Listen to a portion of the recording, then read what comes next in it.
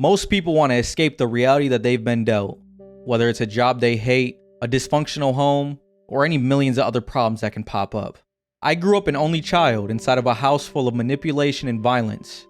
My only escape during that time was video games. Little did I know, in these virtual worlds full of ones and zeros were hidden landscapes full of secrets to find and wonders to see. There were also characters that had complex personalities and problems of their own. These games can make you feel a whole variety of emotion: happiness, sadness, even anger. I just want to talk about some of these games and the realities that you can slip into. We're going to start off with one of my personal favorites, Borderlands. Don't forget to like, follow, and obey. No, not that disgusting pile of shit. We're going to be talking about mainly 1 and 2. Borderlands has arguably some of the best intros in gaming. They're able to clearly introduce each one of the characters that you're able to play, as well as their fighting styles or abilities that can be used. It's also able to introduce the type of world that you'll be playing in. And this world consists of over-the-top humor and chaos with a perfect blend of tragedy and seriousness. Marking a tennis. I'm going after Jack. Roland! An example of this can be a character called Tiny Tina. Her and her parents were kidnapped and sold off to become test subjects in gruesome experiments. Take your dress! Pull the pin at the top! Then throw it at the wall! Mommy? Just run! Tina! Run! Luckily, Tina was able to escape, but without her parents. Her parents ended up dying, leaving young Tina to have to fend for herself. She was able to adapt, but she became deranged in the process, matching the world around her. Tiny Tina has an outgoing personality, but there are times within the game that you can see her sadness and anger slip out. This shows what I was talking about, the perfect blend of humor and tragedy. Moving on to one of the main baddies. Not that type of baddie. What I meant to say was Handsome Jack. He's the main villain of Borderlands 2. I think he's a pretty cool villain. He has some complexities about himself. One of these being, he truly believes that he is the main hero of this story, and that the player character is the bad guy. And you see, this is what I don't get about you bad guys. You know the hero's gonna win, but you just don't die quickly. Lastly, he has a daughter that he claims that he's doing all of this bad shit for, though his daughter disagrees. Dad, I have to tell you something. You're an asshole. But overall, I really like Handsome Jack as a villain.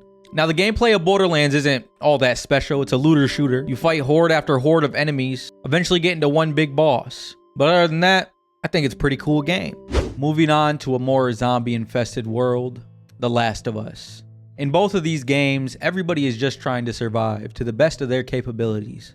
Groups are formed, bonds are made, and the line between bad and good gets thinner and thinner the more you play this game.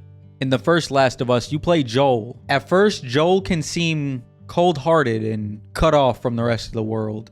You can see him bottling up most of his emotions throughout most of the beginning of the game, until he eventually turns back to who he really is, a father figure. The thing about The Last of Us is it's more of a emotional game, truly just a story-oriented game all around. You really get to see the connections between each and every single character. The facial animations are on point, so you could really try to analyze each of the characters and how they feel, just by the small facial movements that they make. Now, I like how the first game shows the connections between characters, because you really start to get attached to Joel and Ellie and all the other characters that you meet along the way. Now, The Last of Us 2 is where it really starts to shake shit up. It starts off with a group of villains brutally killing Joel, the character that you were just playing as throughout the whole entire first game, as Ellie is having to watch his brains get beaten with a golf club. Joel, please get up!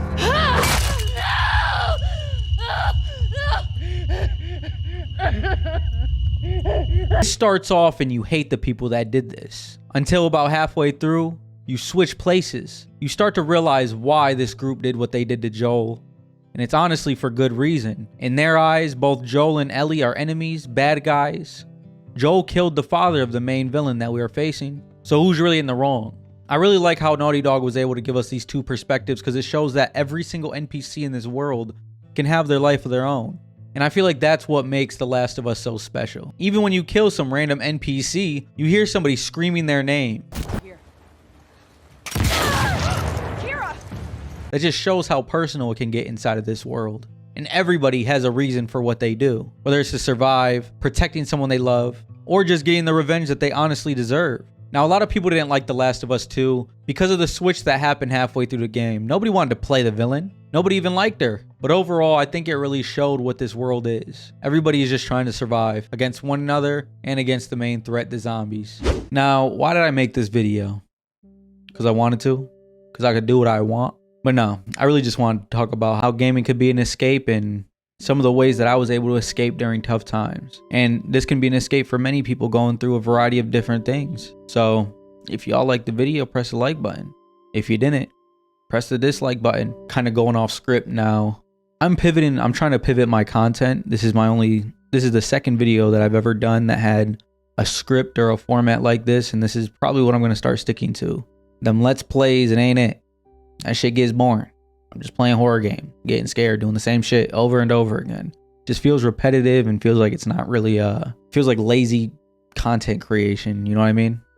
And on top of that, I just needed a break. Other than that, I'm done doing let's plays. I just want to talk about games more, talk about things I want to talk about more. But that's really all I gotta say. And always remember, I love you.